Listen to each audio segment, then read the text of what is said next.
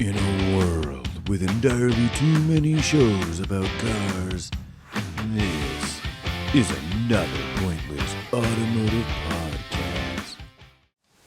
Welcome back to another Pointless Automotive podcast. Hi. Chadwick and Frank with you again for another sit down, have a conversation about cars kind of day. Welcome to a casual conversation about cars. Pants optional. That's why we cut off at the table on the video. That's true. Yeah, it looks calm on the surface, but below the surface is a fury of activity. It's like an iceberg too. It's like 10% of us are up here. But That's true. Let's be honest, what's going on downstairs, buddy? That's true. My heart is racing just to maintain adequate blood flow to my lower extremities. Mainly just one. Yeah. Maybe there's a couple others down there. Speaking of racing? I'm trying to get myself out of this hole I just dug.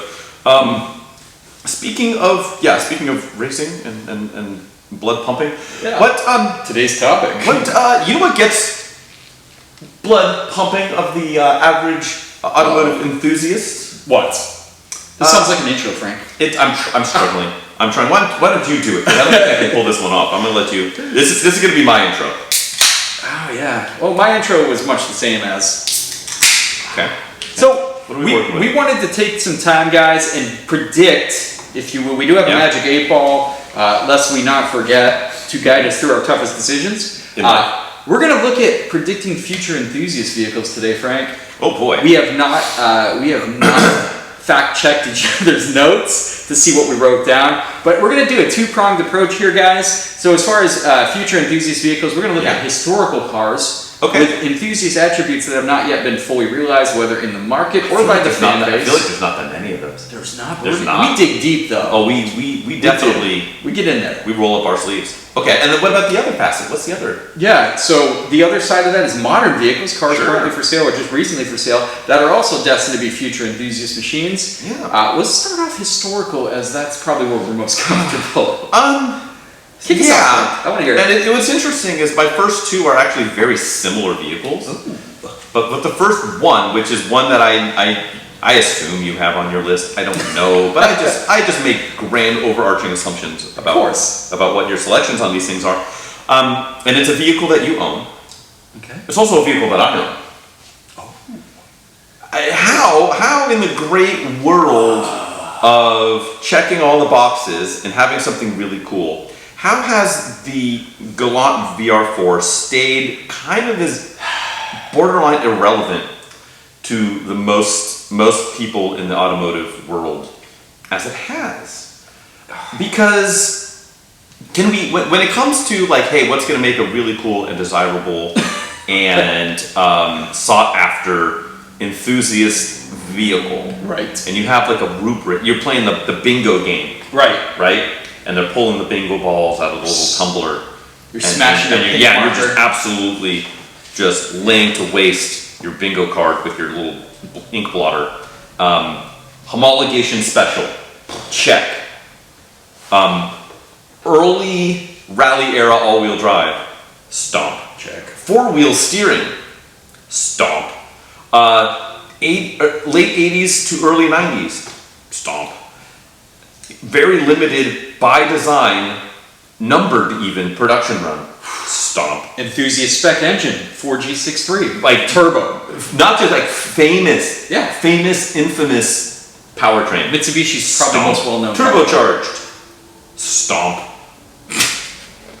This is obviously the Galant VR4, the Correct. Mitsubishi Galant VR4. Yep. Checks kind of nearly every box that makes car enthusiast ears perk up. The nicest stock example on the globe, absolute globe, outside of a museum. I'm sure there's one that's actually in a museum somewhere. Gotta be. But not a museum, like very low mile. Like the nicest one is a $10,000 to $15,000 car. Period. Duh. And I mean nicest. I don't know about that. I think you get a low mileage all original one in one of the auction sites. I think you can get 20. I think Maybe. you can get 20. If we're talking under 50,000 miles, maybe. Correct. But even bone stock, mint condition. Even then, like that's a stretch. All paperwork. Meanwhile, you can have a 200,000 mile like E30 BMW, which they made in droves. God, I know. And get over 20. I know. You know what it is, Frank? And I've answered it because I've reviewed the car and I've owned 4 of the damn things. It's a combination. It's well, going to be nameplate, but I think it's obscure as hell. The Galant VR4 is just not. You say VR4 back in the day, like when you said I have a VR4 Mitsubishi, everyone thought you had a 3000. Or they think it's just like whatever the follow up to the show VR Troopers was. They think it's like a spin-off. You went there. Even more.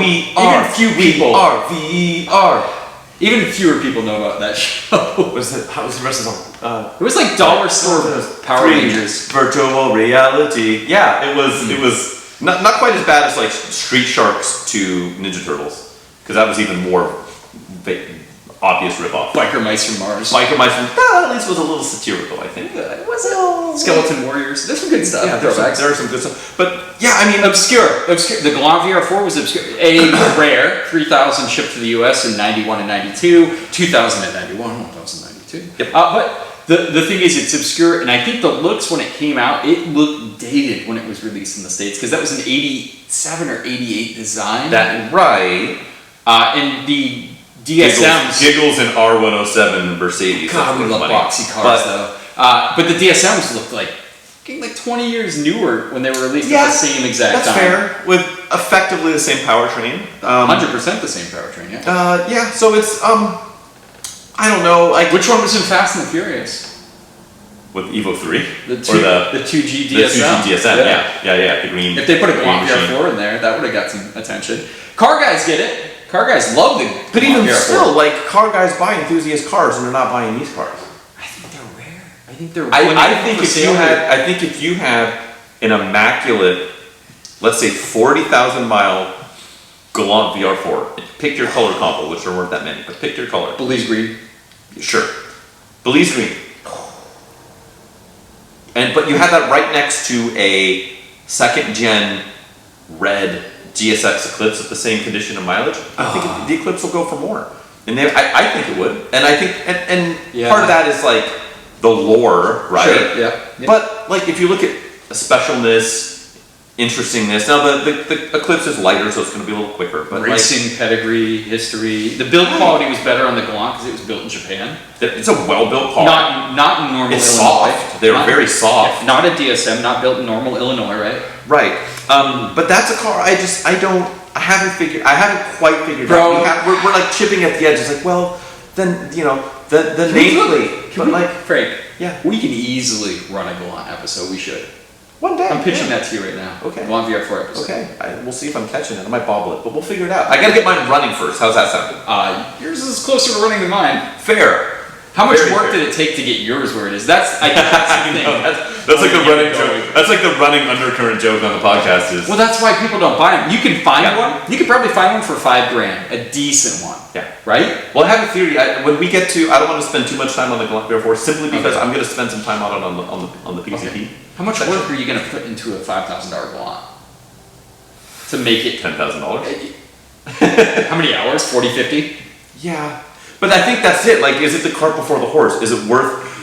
If it had like rock solid like third gen Toyota Camry reliability, but all the performance specs and everything, I'm not convinced it would be worth that much more. It's still cool. I think because it's cool enough. I think people would have kept that on the road. They've gone up a lot, dude. They've gone up a lot though. Like when they run the auction, my first one I paid $2,800 for, and I had like 120,000 miles. I've always spent like under 4. Yeah, for most of mine. Yeah. All four. VR4. So that's numerology. That's one that I think it hasn't been fully realized. It has all the attributes that we love and care about, and we talked about some at least sports car performance attributes on the prior episode. But I don't get it. What do you got on your list? That's a more classic, if you will.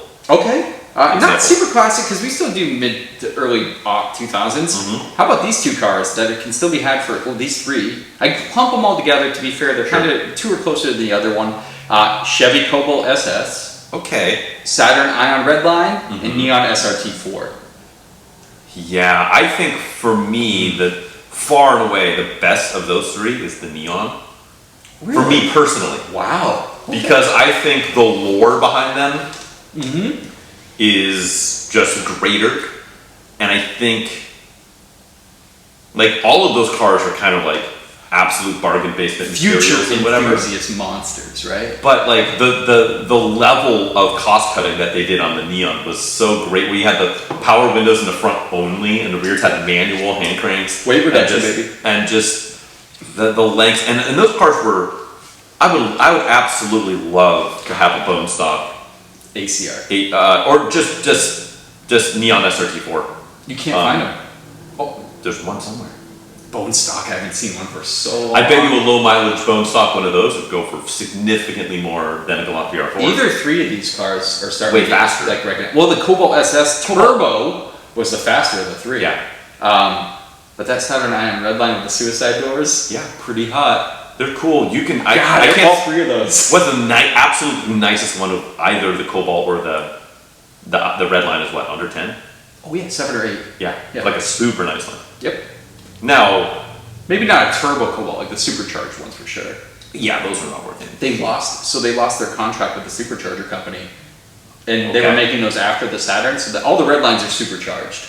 Correct. But then later, Chevy had to make their own turbo, Right. which they used in another car. I can't remember, but they made the. Well, it's the same motor. It's the same motor just spun around that they put in like the Solstice GXP and stuff, right? The 200, the Ecotec, the 260, I think is It the was word. the fastest. Like it was way faster than the supercharged version. Don't you dare forget about the HHR.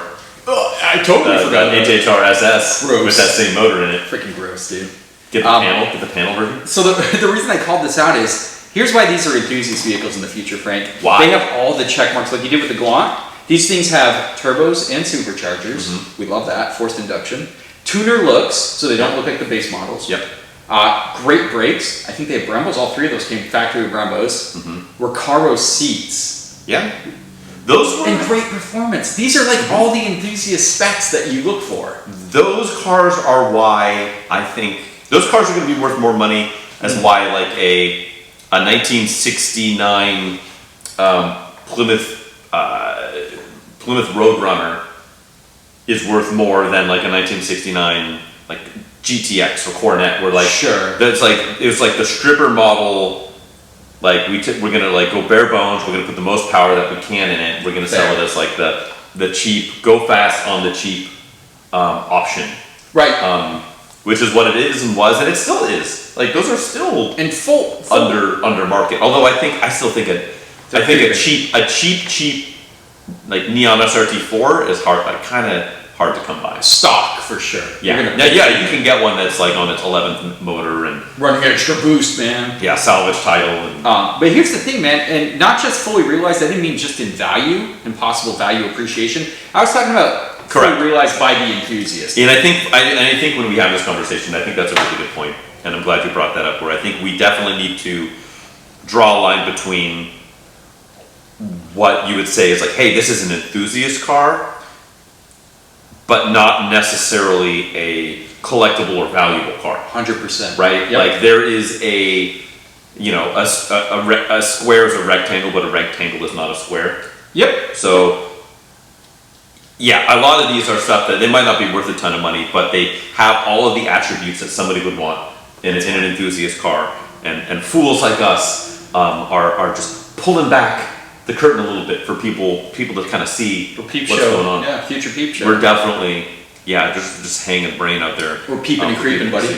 That's it. Can I get so remember peeping and creeping? Yeah, is it the pedo bear? Like the could be peeking over. Or the Chris Hansen thing where he's poking his head out of the corner. I want to get a Chris Hansen cardboard cutout with the "Why don't you take a seat?" When you have a seat over here. No, for the photo booth. Yeah, that's what I'm saying. Yeah, exactly. That's just for my van. I mean, it works for that. The same van too, right? Well, that's true.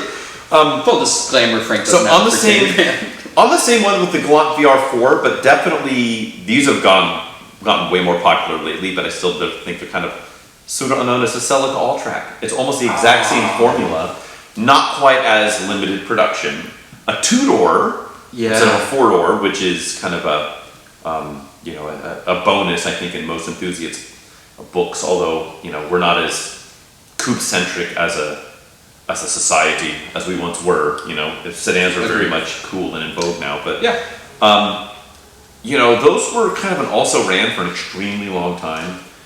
And I think part of now the 25-year rule, when people start to bring more stuff over from Japan, not the ones we got here as much, but like the Celica the ST205, which was the 94 and up, those have been starting to come in, which I think has brought up the USDM ones that we got, which was the ST165 and from 185. 1988, 1989. And then, the ST185, which was the 1990 to 93 example. Yep.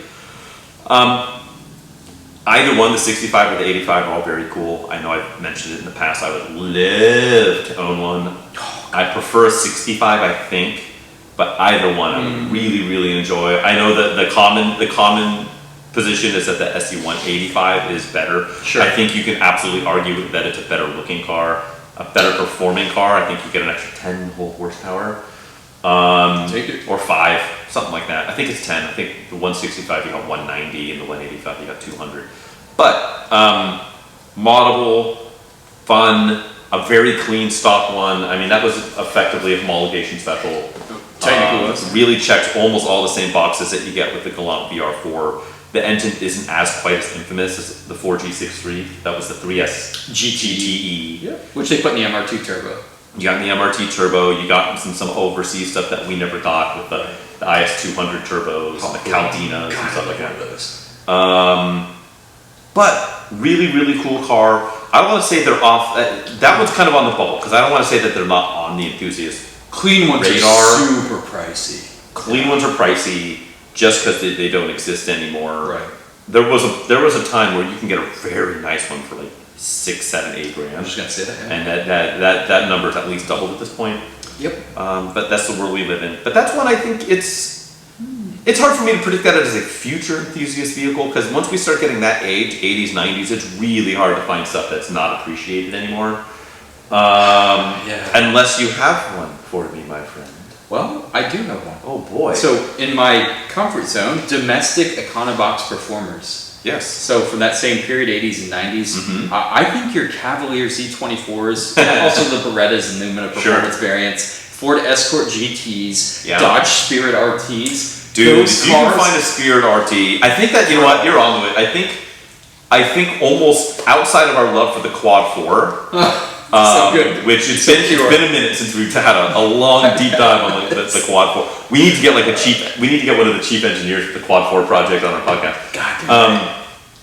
But that aside and you said it was the Spirit RT. That turbocharged era Chrysler product of like the late 80s to mid 90s, or early 90s more aptly, like the Spirit RT. And then they have I know they had an IROC Daytona, which I think was all 6 cylinders. Like, did they do an IROC? I don't think they Spirit IROC. I don't think they did Spirit. No, they only did Spirit RT was the height of Spirit. International Race of Champions. Correct. Yeah. It was. What was the equivalent of the Spirit? Not the Omni. That was the hatch. They had an Omni. A Chrysler. There was a version of it. I forget.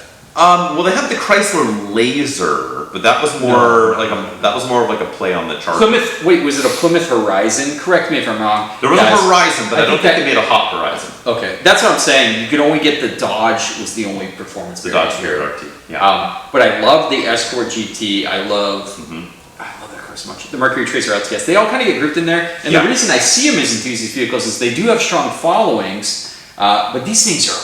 We talk about rarity, bro. We're talking about cars that weren't worth anything even when new. So these cars have just been passed on, and once you get behind on deferred maintenance, people just jump them. You know what we need to do? We need to go, at some point, I don't know when, I think maybe it already happened for this year. I mean, well, we're running out of gear, so I assume so. But I have to imagine that whenever they do a Detroit Radwood, we should take a field trip out there. That'd be sweet. We can hit up the Radwood guys, Art and the crew, and Lane and those, and be like, "Yo, Warren, hook it up." Not necessarily hook it up, but like give us a skinny. Like, are there going to be some of this like Quad 4 American? Because I have to imagine that stuff. So much of that stuff is probably in Detroit.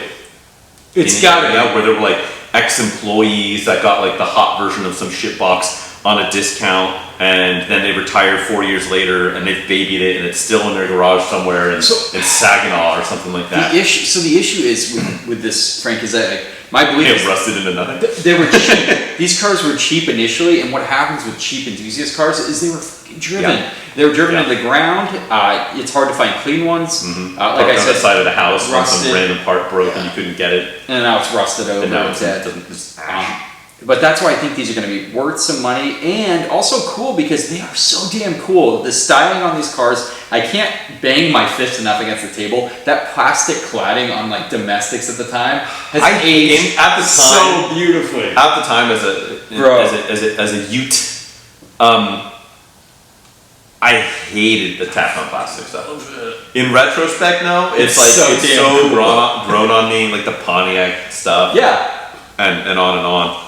Where it's my Escort GT with the wraparound spoiler and the asymmetrical grille with the slots. It's just cool. I so wish they made a hot version of the Sable. Yeah, you can swap the show engine in. You can swap the show in. Yeah. They made a show wagon prototype, and the best was the Ford Ranger show, where they put the show into an old Ford Ranger with a manual. Right, but not the Shogun, which they made a few of them. But the Ranger little pickup with a show engine. Yes. So that's my shout out, this domestic Econovacs performance. Watch them, guys. And like I said, the rarity I think is going to drive the enthusiasm with those, because they were pretty plentiful, but now they are some of the rarest cars. Like a clean Escort GT. How many are on the road still? You're talking like very few. You're talking maybe like a dozen, maybe. Yeah. So yeah, dude, out of rarity alone, look at those things for the future. In the same boat, can I give it? I'll have it on here. First gen SA show, the early show. Oh God, they're cheap, car, dude. That's what I mean. How that car is not. It's recognized by enthusiasts, but I don't think it's really appreciated. No way, it's not appreciated. I mean, and I don't even mean as like monetarily appreciated. Right. Like actually for what it was like this bizarre like mashup of parts from a failed project turned into a skunk works. Like, it has a lot of the same things that we talk about. With the looks that it could be in a dystopian film featuring robotic cops. Because it was. Wait, what? Yes. Have you?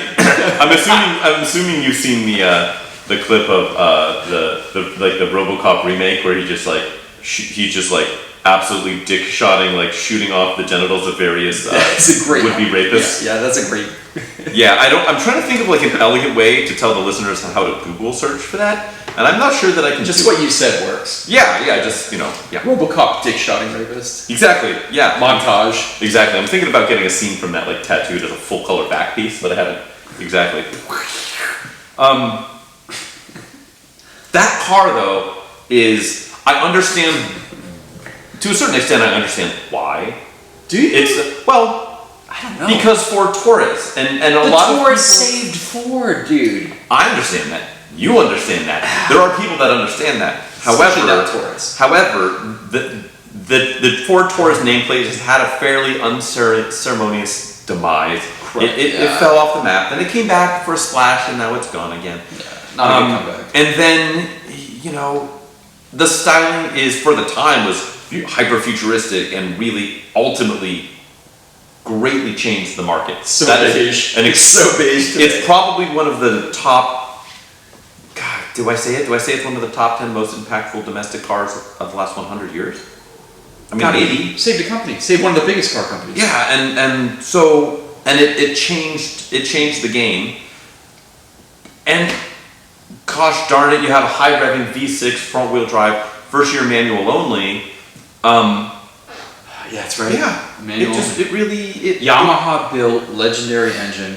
They literally had to pull the red line back because the alternator couldn't spin as fast. Sure. I mean, it's just great shit. It's impossibly cool, and so I think the fact that it isn't as appreciated as it is, considering the current automotive landscape has a penchant for loving sedans that the automotive landscape didn't have 10 or 15 years ago. Didn't exist, yeah. It's far more commonplace to be like, this is a sedan, it's really cool.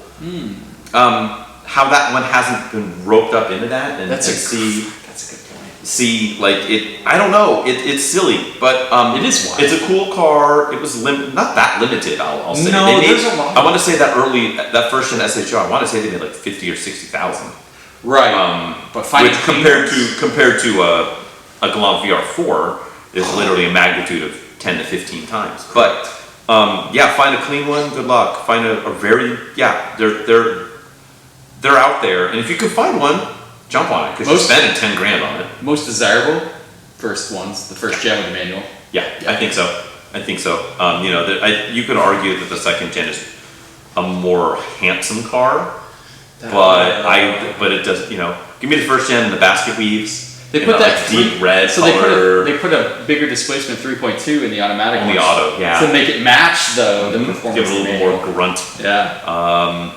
Then they went V8, but we don't need to talk about him. What else you got? You got any other historical stuff before we talk about the modern? Maybe some honorable mentions? Yeah, so real quick, you hit DSMs. I think I need to mention that. I still think DSMs, especially first gens, are still a bargain. Give me that Plymouth Laser, bro. Give me a Plymouth Laser. I put that on there. Eagle, Talon, Mitsubishi Eclipse. If you can find stock ones, the real challenge, guys, I'm going to be honest with you, is finding a stock DSM. DSMs, for those not known, it's a joint venture, Diamond Star Motors. They're actually built in the States. Where the Rivians are currently being built. Same factory. Fantastic, right? Keep the dream going. That's it. These were all, the famous ones were 4G6 turbo-powered cars, 4G63s. Plentiful, very common car at the time, very popular when it came out. The issue is, like I said, modified to the nth degree. Beyond the nth degree, most cases, right? I got a boost controller, guys. Let's go. It's funny, very, very similar to like a Mark IV Supra. Same deal. Where however, the Mark IV Supra like had a movie. It was a movie star. And the Eclipse was in that same. Double the MSRP. But, double the MSRP. Rear-wheel drive. There's a lot. The lore of Toyota reliability and on and on. So they're very different cars, but in that one respect, as far as like bulletproof, tunable engine, make huge performance numbers on a budget originally. Now the budget's blown up on the Supra. Sure. But stock 200 horsepower in the late 80s, early 90s, I still stand by it. It's a big number. Sure. So that's a V8 domestic number, right? Oh yeah. So DSMs, if you can find clean ones, guys. These things haven't been fully recognized yet. I could see a freaking mint ass Eclipse GSX first gen rolling across the block. Yeah. 20,000 miles. You first gen or second gen guy? I think I'm first gen. First gen because the 6-bolt engine's better, but the second gen does look fucking cool. And the second gens you got like more like stout. You had what was it, like a 5-bolt axle instead of a 4-bolt. You did, and you had like a T25 instead of the 14B turbo. Right. Talk about the weeds, guys. Exactly. We're going off, and I think people generally accept that probably the second gen is probably a more interesting looking car. More crank walk, more of those bigger issues. There's more crank for your walk. Yeah. They walk your crank. But you can also go convertible too if you wanted to go. Convertible. Oh, how cool would that be? A GST, just a front wheel drive. Yeah, GST. Can you get a GSX convertible? I don't think you can. Yeah, I think it was just GST, right? So yeah, I'm right there with you. Can I drop an honorable mention? Yeah, drop another one before we go full modern. The SN98 Mustang Cobra. Hell yeah, dude. So that's the 96 to 98. Non-supercharged. Now they had an earlier Cobra with the 5.0, but I'm talking about the 4.6. Yep. With the quote unquote 305 horsepower. Huge. Which they got kind of called out on a little bit because right after people were dynoing them and they weren't making quite the power they should. Big jump over that old 5.0 though. You're at least getting 50 ponies, right? Yeah. And so they made like I think they only built like 2,000 of them from 96 to 98. I think they look good, like the subtle differences that they made with the different bumpers, the integrated fog lights. I've been looking at those cool wheels. Right. I've been looking at them. They're not that expensive. No, they're not. They're real for how cool and special, and it's a desirable nameplate as much as like people will kind of give the Mustang shit for all of the Ford issues and bits and pieces. It's a desirable nameplate and piece of kit, and I think that's a really underappreciated car. Had some suspension tweaks, a lot of if I remember correctly. Well, those were IRS, right? IRS, and then but they also did the suspension's completely different, right? Yeah. So very special. I mean, what is the absolute cleanest one of those cars on the planet? Under 15? I was gonna say 12. Yeah, probably under 15 for like an immaculate one, and you can In a probably cool color. get. In a cool color. And here's the thing: it's still a 4.64. So even if you find one with like 150,000 miles that's been actually cared for, Yeah. you can get it for probably not a ton of money. Stock engines Like last less a than long time. 10. Yeah. Ooh. SN98 Mustang Cobra 100%. to round it out. We're gonna make a jump now, guys. We are gonna jump Modern vehicles. real quick. Yes. Early Viper should be with more. Carry on. Oh, That's all. God. Sorry, no, that's it. We gotta move on. After we secure the funds to buy one. We gotta move on, Viper. How is that not a 6-figure car? I don't know. Viper, go. Insane. Not Viper. Carry on. Modern vehicles, so something kind of recent. Yeah. Destined to be future enthusiast machines. Frank, what do you got? Ooh. Where do I start? Well, okay, so I name dropped one earlier, and so that's the thing. It's tough. Like as far as modern, I think once you get, I feel like 2010 is about the cutoff. Maybe a couple years earlier than that.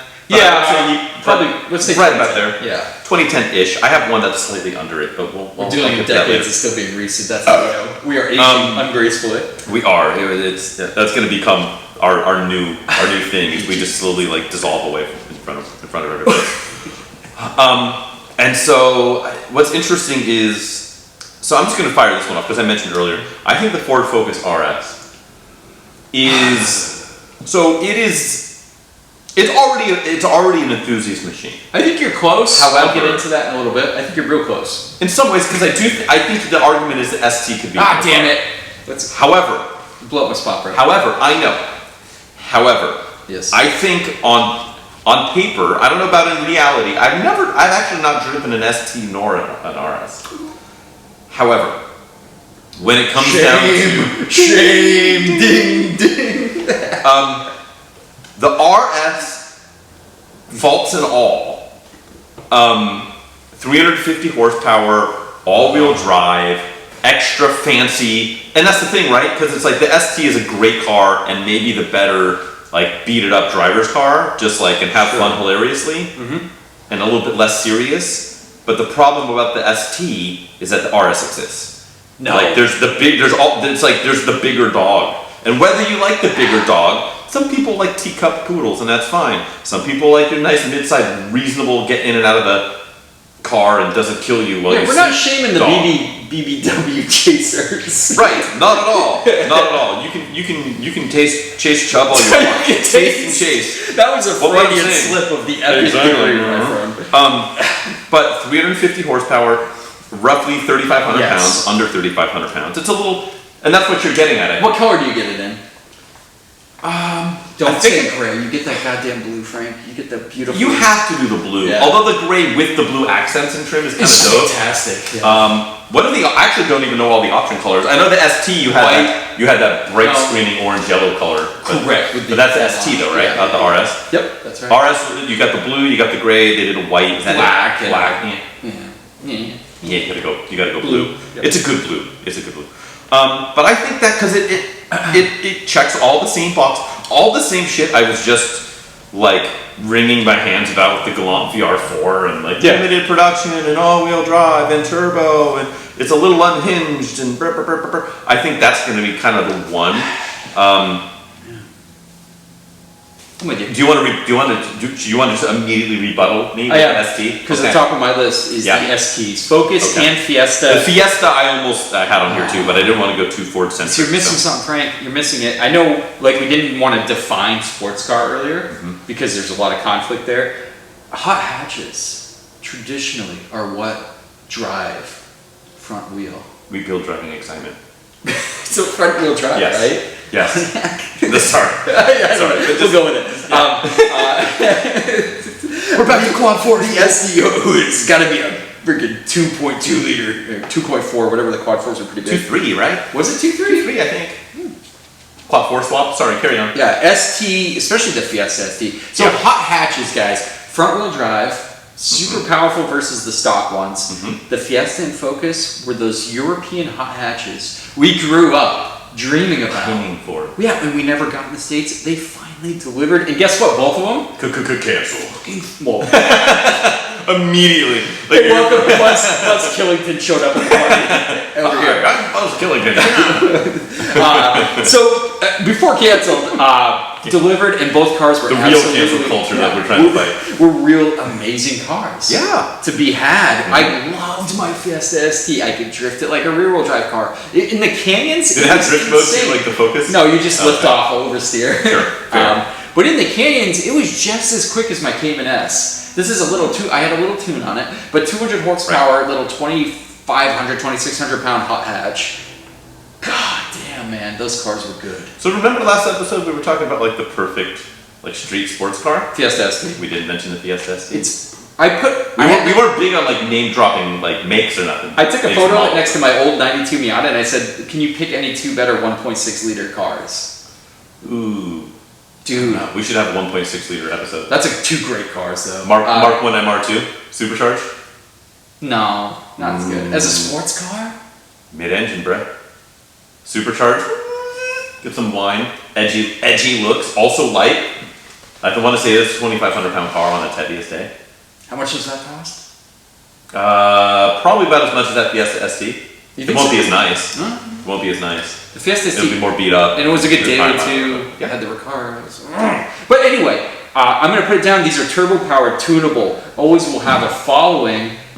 They are not like super enthusiast right now. The prices are what they've been for probably 5 to 6 years. What fuel economy did you get out of the ST? You want to hear the best part? Tell me. My mixed was 31 point something.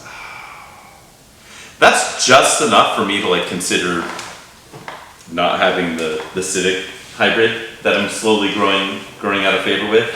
So I used to that was when I was working in my days where I had a bunch of clients around the Bay Area, a lot of tech companies. That in the city, like San Francisco is the city out here. Yes. Is a godsend because you're always dodging people. People will pull out of nowhere in the city, right? Or just stop in nowhere. Right. Great brakes. Some of the best stock brakes I've ever had that weren't like Brembo branded. Yeah. An amazing 6-speed manual. It had the roll stop feature with manual, which is a lifesaver in the city. I mean, I can't say it enough. But great fuel economy. Like I said, I had a Cobb tune on it, making like 200 wheel on a little car. What year was yours? 2014. 14. Mm-hmm. The problem was, like, for a while I drove a company car that was like a 2014 or 2015 Escape. And they share a lot of the same interior, like bits and pieces and styling and touch points and bings and bongs. And if I were to have one of those as a daily, it'll just like transport my brain back into my company car package. Oh, I know, but I'll still open the door and go. Well, that stayed for a long time. And then my head will explode. Yeah. The Ford Sync is one of my favorite infotainments. Yeah. I'll say it. It's just a really good system. But anyway, mark it down. Fiesta and Focus STs, buddy. Very good. What do you got? We were on similar wavelength. I'm gonna poke around my thing here. Yeah, you gotta tease it before you please it. That's right. LC500.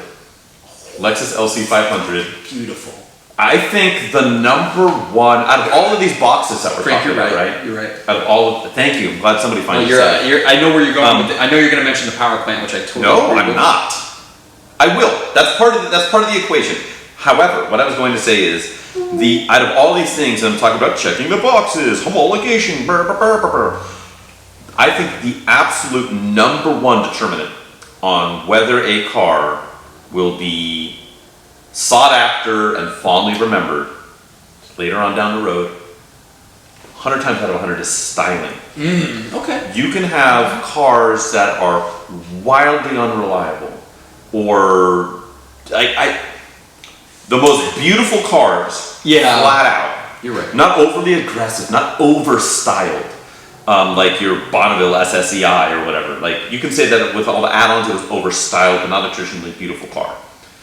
Something like an S2000, while tough because it's excellent in a lot of fields, is a traditionally handsome, beautiful car. Like always be worth money. Stripped down interior. FDRX7 is a wildly unreliable car. It drives great when it's driving. Yeah. It has an experimental, effectively, power plant. But it is a stunningly beautiful car, and it will always be worth money. Yeah, yeah. The LC500 is a beautiful car. It is a absolute stunningly beautiful car. It's gorgeous. Now, it's a 2-door full-size luxury coupe, so they're not selling any of them because there's nobody in today's market almost buying a full-size luxury GT coupe car for roughly $100,000+. It's a GT car. It's a GT car, and so it's going to be limited production just based upon that. Yes, the power plane is fantastic. It's an absolute swan song for the naturally aspirated V8 across all manufacturers. Who pictured Lexus of all people dropping bomb naturally aspirated hey, it's 2002. Guess who's going to be like, if 20 years ago? No, like nobody would have picked that. And so the build quality is incredible. Toyota reliability, which doesn't really lend itself too much to like enthusiast stuff because we tend to overlook that a little bit, even though we shouldn't. Sure. Unequivocally, I think that is a car that will never be worth what if you have a nice one of those. It will never be worth less than $40,000 ever. It won't ever. Ever. Don't look back at the SC430. Don't do that. Have you seen what those are trafficking for though? They're going up. It's because my review. You have a nice one. It's because of my probably, review. You know what, sir? Which is, I think, one of the most viewed SC430 reviews. People have an absolute raging semi for the SC430, and I don't. It's because Clarkson said it was always the think worst. they're kind of cool. Clarkson said it was the worst vehicle of all time, and when you kind of get that you criticism, didn't exactly think it was the best driving car in the world. I don't think it's the best. So my debate is it tried to be a sports car because the suspension's pretty stiff, right? But it totally has a GT recipe, right? But that power plant is gorgeous, sounds good, but the roof.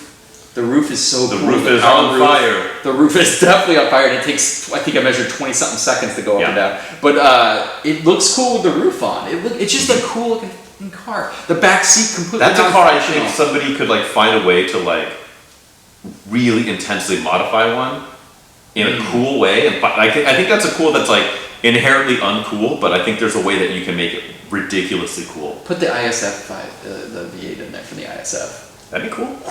Yeah. And the gearbox. Yeah, with the gearbox and better automatic. Yeah. Because the gearbox had no paddle shifters, which was weird for a car with a big V8. You just kind of lugged it. Yeah, with 5-speed auto on those, right? Yeah. I think. It was fine. Yeah, it was a 5-speed. The whole car is it was fine. But now they're selling for $25,000. They're so cool though. The Pebble Beach edition with the matching luggage. Anyways.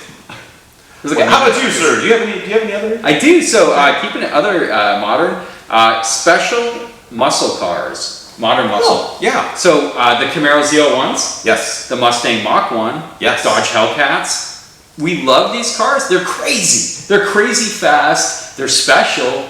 I think these things are going to have serious followings because muscle cars are being... GT350, I think. What's that? I think the GT350 is probably the one to buy. Everyone's going to be rock hard for the R. But I think you just get the standard, the track pack. And the GT500 also, aced it in almost every category. That's going to be up there. Yeah, but you don't have a true manual. True, but that's why I put Mach 1 in here. Because it's the pared down version, right? It replaced the GT350 effectively. Right. Not, of course, you don't stop crank and all that fun stuff, which is probably better for long-term longevity and that doesn't have problems, but I think ultimately... flawed things are usually received. That's what I mean. I think back to us car people problematically overlooking reliability a lot of times. I think that car particularly is going to be we put up with pain with our pleasure. That's right.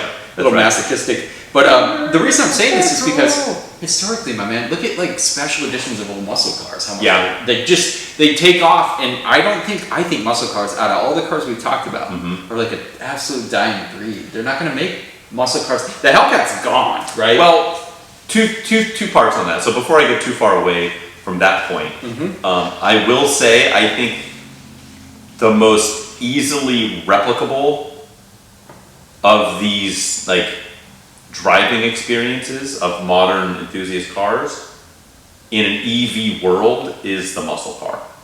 Now, you obviously lose one of the key components of a muscle car, which is the noise and the rumble. The auditory experience. Yeah, the noise and the raw rumble. And who knows, maybe there's a way... Did you, out of all the gaming consoles, you had an N64, right? I did. Remember the rumble pack? Yes. Do you think there's a modern EV equivalent where you have the rumble pack, or you've got the mechanized shake weight under your seat or whatever it's going to be? simulate a rumble or and the like massage sensation, just kind of like. because did they announce like the new Charger or the new Challenger or one of them? It's going to be EV and they have like tunable like exhaust noises that has something obscene like 180 decibels or something. Oh, it's going to be wildly poisoning. fast too. Yeah, but like you can like dial it in like I want it to sound like the Jetsons mobile or a 526 blown Henny or whatever. 1988 Z24 with an exhaust leak. Perfect, ideal. We can do that. So I think two things. Yeah, I think that in the newer spec, I think a lot of those cars will be.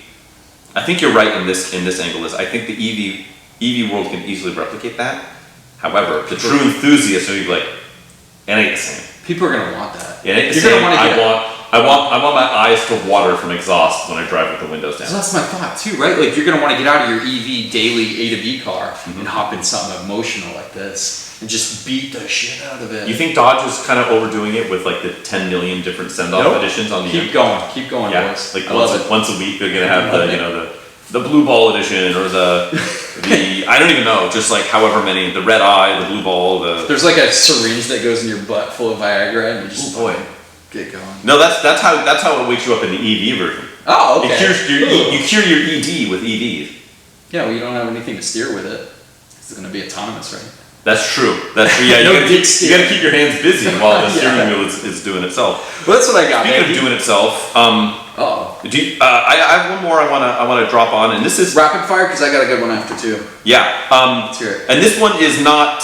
I want to say it's probably a somewhat popular pick for this. Okay. The current, just now coming out of production NSX. Yeah, I can see it. Yep. And I think I want to say homie Doug DeMiro was talking about that car specifically when he reviewed whatever the newest one or whatever it is, because it's like when it sells kind of poorly in its own time, but it's like which extra limits of production, but it's interesting, then that makes for a future collectible and enthusiast car. Scarcity drives value. Yeah. There is, not always, back to the Galant VR4. True. But like when it's like it'll then see like a Rumspringa, like say 20 years later, where people are like, oh yeah, nobody bought that but now I love it because of X, Y, Z. That car specifically, though, I think, because people kind of shit on it now because it's not the same as the original. It's not as connected. It's a hybrid. You can't grow your own. It's boring. You can't shift your own. It's a hybrid. It's too mellow. It's not as raw enough. But realistically, the original one was like designed to be like a trackable, like a daily drivable, smooth driving experience. I still love it. So the new one, people are dropping turds in its punch bowl because it's like, oh, it's a hybrid and da, da, da. Well, in an EV future and in a hybridized future. How archaic. Well, yeah, I mean that when that's the norm, it's no longer going to be this new, oh, they screwed it up because they took all this new approach and they made it a hybrid and da da da da da. Yeah. It's going to be way more commonplace, and so I think that car is going to be one that's going to be looked far more fondly. There's not going to be hardly any of them. Yeah. They're handsome. They're not grandiose. They're not like shouting from the mountaintops like a new bright Tangerine Dream M3 or something like that. They are fast as fuck, boy. And they scoot. I will say. They scoot. Yeah. I don't know, but I'm assuming they've proven to be mostly reliable. There's not hardly any of them. So, yeah, new NSX. Yep, quick shout out. The Hyundai N cars. I think that's like an enthusiast spec. That's going to be popular. I genuinely want a Kona. Kona N. I like the Elantra N's putting down good numbers. Yeah. And of course the Veloster will be an enthusiast car because it's a hatch. Yeah, always. Good colors, good car. That's all I have. So now it's time to play a game. Frank, want to play the Automotive print ad quiz game for a moment or two? Are you down with that? I'm down to clown. I'm going to close my laptop for full posterity, and you're going to cue it up while I wax poetic about what this game is. QAnon. Which is, it has very little to do with QAnon. It does, however, have to do with Prince of Persia, printed ads, which were things that would be in magazines, perhaps newspapers, periodicals, I don't know, lifestyles, highlights maybe, GamePro, highlights. And so you'd have different magazines, and there'd be printed ads in them.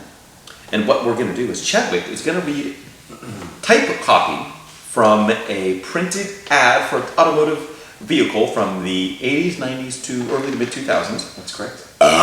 And it will be on me to evacuate my digestive tract of various gases, and then to also guess what this vehicle is. Based upon the print ad copy, he will redact out any obvious information, make, model, year, etc. And then I have an opportunity, 3 opportunities, to guess what this is. I can ask for hints in between here and there. Check it. What do you got for me? Ready? We'll start the timer after I get through the ad.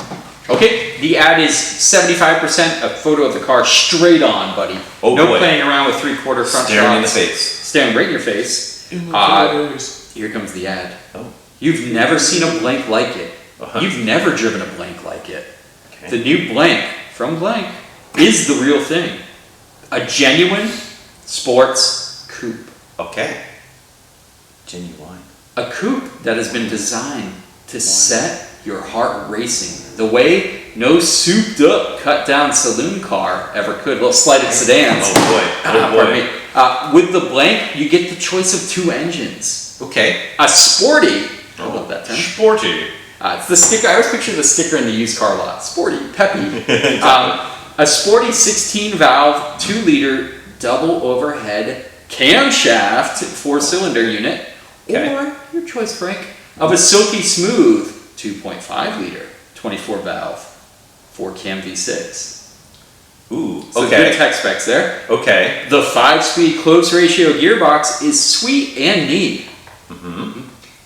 The ride is right. That is the worst sentence. The ride is right. just right. Shoulders. The engine-sensitive power steering is precise at every speed. Engine sensitive? Get ready, dude. Okay. The all-disc braking system with ABS as standard is confidently reassuring. Okay. Driver and passenger can relax in the supportive sports seats with the knowledge that airbags are standard for both, so there's some time period data for you. Okay. And everything is protected by the electronic engine immobilizer. Oh. The new blank from blank. To drive it is to want it. Frank, you got 10 minutes on the clock. Okay. Well, I have so straight off the rip, 2-liter 4-cylinder twin cam.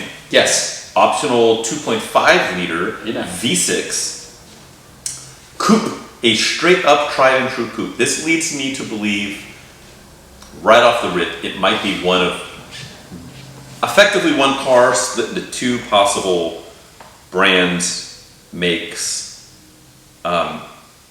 countries of origin, but it's really the same deal.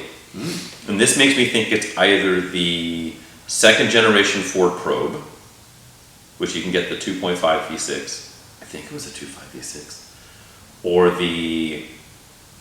which was the Mazda, what do they call that thing? The MVZ, I don't remember. V6. Or the manual. Also, its stablemate from Japan, the Mazda MX-6.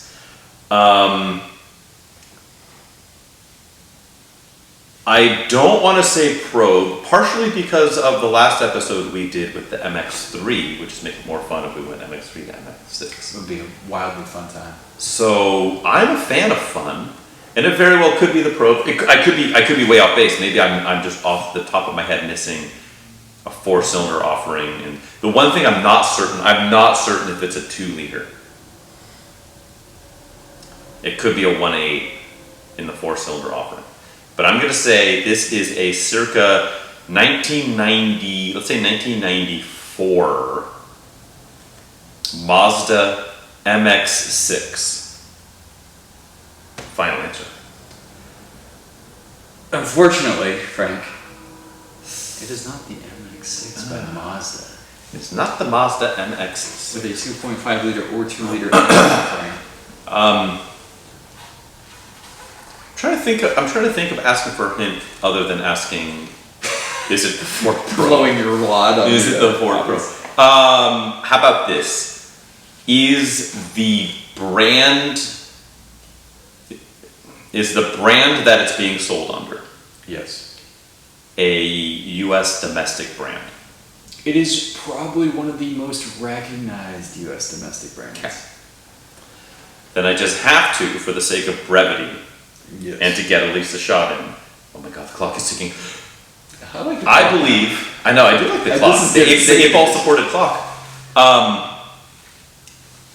Then I have to go with the stablemate, and I have to say this is. I'm probing for answers here, and I'm gonna say this is the Ford Probe. Same era, 93. Okay, Ford so the Probe. second gen Ford Probe. The second generation. First gen had a turbo. Second generation Ford Probe, correct. The first gen was also slated to replace the Mustang. This is correct. This is famous lore. You've never seen a Ford like it, Frank? I've also never driven a Ford like it. You've never felt The new Probe from Ford is the real thing. There A you genuine sports car. There you go. You got it, buddy. I would drive the hell out of a Ford Probe GTS. Dude, wait till you see the ad. Frank, Is it magenta? For the record. Just look how what a cool looking ad. Probe. It's a good looking car. It's a good looking car. It's a damn good You know what? looking That car. dead on shot right there. It's pretty sexy. I would say dollar store FDR X7. I would say dollar store Ford GT. That too. Yeah, Right? it's an unholy union. The Probe from 15,995. Oh, Oh, cool. euro. Yeah. That's that's pounds. Sorry, that's pounds. Yeah. Wow. It is English. How cool. Go your own way. So I'm yeah, for the it. Ford Probe was, God, talk about trying to find one of those now. I think I've seen some first gens One come came, a across. very clean second gen came through Car Donation like a year and a half ago. With Okay. like low miles. I want to say it was. Was it a Manuel No, that's the problem. It was a 4-cylinder automatic Blurf. in that like light metallic like seafoam green color. Yeah. Which was cool. Love that car. It was cool, but it just wasn't. Yeah, it was. Fun I fact. want to say it had like 80,000 miles on it. I want an original turbo first gen with a manual. Those are cool. Yeah, super cool. I want to remember though. I want to say those are like only like 145 horsepower, but like 225 It was pounds good, of yeah, torque. it was Like, a quick car. It was not revvy at all, but just massive torque. Well, this 2.5 V6, what did it make? 175, 185, something in that ballpark? I want to say I thought it was like 165. Maybe not. You might be right. It It's might be like yeah. 175. I can't quote it, but cool car nonetheless. I don't know how we haven't had a second gen Ford Probe one yet. I thought it was a pretty big car. I mean, like we said, it almost killed the Mustang. Like literally, like I think it was like one call. Speaking of 2.5s, can we find ourselves a Contour SVT already? I think Can we that pick engine one of had those some up? issues, dude. They did. I want to say they like ate up cams or something like that. Yeah. Only came with a manual. Only with a manual. They had the little body kit on them. A very cool car. Cosworth- And mentally in my head, they're always either like dark green or Black. silver. Oh, a lot of them are black. Oh yeah. Yeah, so Cosworth whispered into that engine, right? That's They did sweet nothing. Yeah. What a cool car that is too. The body kit's just aggressive enough. I'm with you, man. Aggro. There's a lot of SVT stuff I like. The SVT Cobra, what Yeah. we talked about earlier, Yeah. the 98. Mhm. I also like the SVT Focus, I think is another one that's slept on. Yeah, those are cool. Those Super are stuff. those are 155 horsepower or something. Little 2-liter, little high strung 170 NA2. horsepower, Is it my that friend. much? Yeah. Wow. Because it was like a 2. Oh god, I'm fucking 2-liter, I sick, think, guys. right? 2-liter or 2.3? I can't remember. I want to say it's a You're probably. boy. I don't know. It might be. It's like 170. I'm sure about Yeah. the horsepower and 6-speed manual. Yeah, those are and cool. super cool. Yeah. Driven a couple. They're nice. Hard to find. Yeah. Speaking of hard to find, Good job, buddy. you know what's hard to find? Progress. Time. Oh yeah. Time to work on cars. Damn right. Never enough. When we own the shitty fleets we own. Which is, do you want to go first? Why don't you go first? Why don't you Okay. lead us off on what you've been twerking on? Yeah. So my PCP, Project Car Progress, for the past week or so Yeah. is the Miata finally getting some love. So my blue Mariner Blue 92. The interior was a freaking shit show, a veritable shit show. Yeah. And this stuff's time consuming. So center armrest was covered with the fucking piece of cloth ripped off some homeless guy's jacket and glued on with Take off what your looks pants and like, jacket. Yeah. which looks like Gorilla Glue. Could be. I don't know why you do that, but anyway, redoing that. I got a new shift boot, e-brake boot, center armrest, it's totally stripped. You and want to go sanded. the Crown Royal bag for your shift As boot? soon as I see that, I literally pass on it. Because I know what's going on with Yes. that car. So that was it, stripped, sanded, repainted, the Tombstone radio delete blank. I put in a leather dash pad because it was all cracked, so I've got the blue stitching and leather. I'm trying to make the interior look acceptable. But yeah, a lot of stuff. I'm putting in a new steering wheel, Cool. a new hub adapter, quick release, all kinds of fun shit that goes into that. I'm trying to do it right so the airbag light isn't flashing and the horn still works. Because the Sweet. Miata needs a horn. I'm sorry. It just needs a goddamn Yeah, point. so you don't get run over. Yeah, you don't go under like a soccer mom's SUV. Yep. So that's pretty much it. This stuff takes a lot of time, dude. Yeah. And it's painful work, but we're getting there. I do have leather seat, like actual seat replacements to replace the upholstery. Right. That's coming up, and a new top. So the interior. That's all that's left in the car is the interior. And that's what I've been working on, my man. So Sweet. What do you got for me? What's your PCB flavor? Oh boy. You know what my PCP flavor is? Yeah. Live. We're gonna do just some quick live. We're gonna live make progress here. Oh. Because I need to get more progress done on the Galant VR4. So I talked to I think no matter how we slice it, the turbo's coming out. Correct. That's what I've boiled down to. 100%. So I'm gonna yoink the turbo, and that's what I want to discuss with you here very briefly, very soon. Ooh, on the spot. But I did talk to I was like, I don't want to like mail this in crazy far to whatever. To get the turbo rebuilt. So I talked to a turbo rebuilder down in SoCal. I had this general question. I was like, let me troubleshoot this with you live. Okay, let me put you on with the tech. So I talked to the tech that rebuilds your turbo. It's on the phone. Great, let's have a conversation. This is fun. Told him the whole kit and caboodle. He's like, yeah. He's like, honestly, if we rebuild a turbo and it's on our shelf for more than 3 years, Seal of Straya. 4 years, he's like, before we send it out, we completely rebuild it all over. Yeah. And I remember the one that you found, thankfully, we're able to actually find because the core that was on the car was wasted. But let's be honest, an actual Mitsubishi 14B. Correct. Which is worth Actually, VR4 specific on this particular car. So that was found, but I remember you found it for whatever it was, Joe Blow's turbo rebuilder or whatever it was. Yeah, they had it sitting. They found it. Right, they had it in the back in their back inventory, but they had bought the shop a couple of years prior or whatever it was, and it was leftover inventory from that. So who knows how long it was there? Right. Did they have any inkling? Do you ever remember? No, it probably was a while. Yeah. Because when's the last time you've seen a brand new rebuilt 14B for sale? Right. It was the only one I found. Yeah. Period. So I talked to the guy who's like, yeah, if it was sitting on a shelf. Oh, You passed. I made the pass. Yay! I made it past the timer. So that's just it. Where I talked to the guy, he's like, yeah, if it's unknown how long it's out on the shelf, he's like, because what happens is, some of the metal stupidity, if it's been sitting a real long time, it'll just be frozen. I was like, well, it wasn't frozen. No. It clearly wasn't frozen. He's like, oh. He's like, well, a lot of times it's like, because it's like a ceramic or like a metal on metal seal. It's not like a rubber seal or anything necessarily. Sometimes it is, sometimes it is. But for a turbo oil seal specifically, Okay. he's like, and a lot of times you will see it on both sides of the turbo, hot side and cold side with that oil seal going out. He's like, even without a ton of play, if it's sat, you might get 100 miles, you might get 1,000 miles, but then it might just go to pot. So he's like, and normally if it's a few years out, we'll rebuild it before we send it out. Okay. If it's been sitting on the shelf for like more than 3 or 4 years. Sure. So he's like, yeah, send it down. He's like, I think he's quoted me like $380 to rebuild it. Keep it OEM. That's awesome. 2-day turnaround. He's like, yeah, I talked to you on the phone. I'll put you to the front of the line, send it. I'll just turn around. Dude, so dope. So now I got to fish it out of the damn thing. But I made it easy for you. You do made it easy, and that's my one question: how are we going to do this live? Because I know I'm going to pull the radiator, and I noticed on the radiator, which I probably don't have to, but I'm going to. On the radiator, the upper mounts, the rubber grommets are all worn out. You could put new bushings in there. I can't find a part number. I found a part number on the bushing, and I can't find anyone. I did find a dealership that had them in a stock shelf somewhere, already pressed into the bracket. Okay. So I might do that. But it's like $35 a pop. Just put some RTV or something.